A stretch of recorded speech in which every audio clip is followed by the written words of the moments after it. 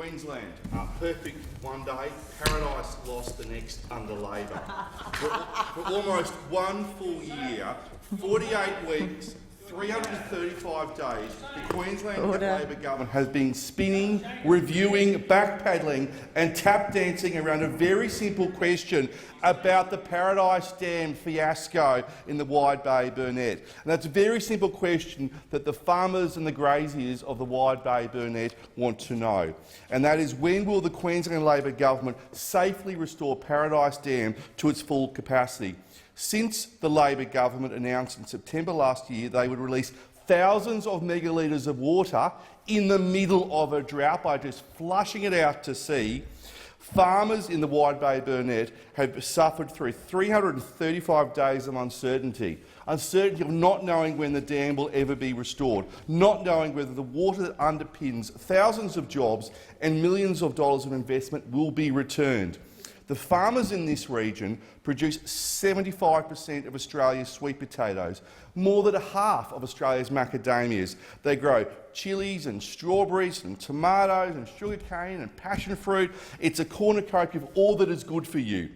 And at times this region produces 25% of all of the fresh food grown in Australia.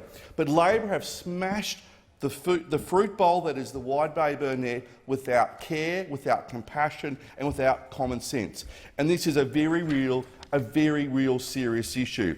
And yet we hear nothing from Labor's Premier, we hear nothing from her Agriculture Minister, we hear nothing from her Water Minister. In fact, the only recent information to be found is on Sunwater's Paradise Dam Facebook page.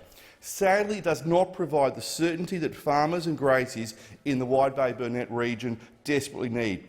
Sunwater have stated that long-term improvement works at Paradise Dam are likely to include several years of construction activities to 2025.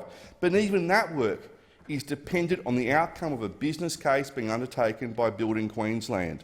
What the people of Queensland and the farmers in Bundaberg still haven't heard from this tired Labor government is what is their dam plan.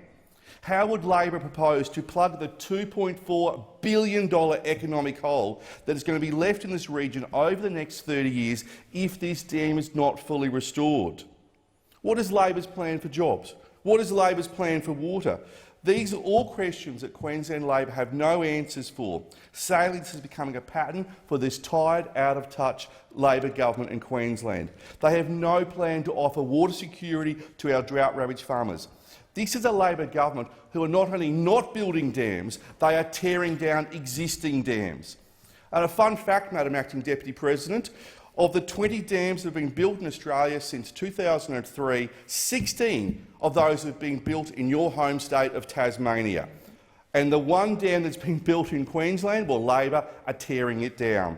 And the only people who have a plan to address these important issues in Queensland are Deb Frecklington and the LNP. Local LNP MPs like Cole Boyce, David Batt and Steve Bennett, along with the federal members Keith Pitt and Ken O'Dowd, have been fighting for their patch of paradise and standing up for Paradise Dam and standing up for all those who depend on the water that is in Paradise Dam. Because Deb and her team know that water equals jobs. Deb and the LNP, they're going to build Bradfield 2.0 and they're going to set up the Queensland Dam Company. Queenslanders know they cannot afford another 4 years of Labor.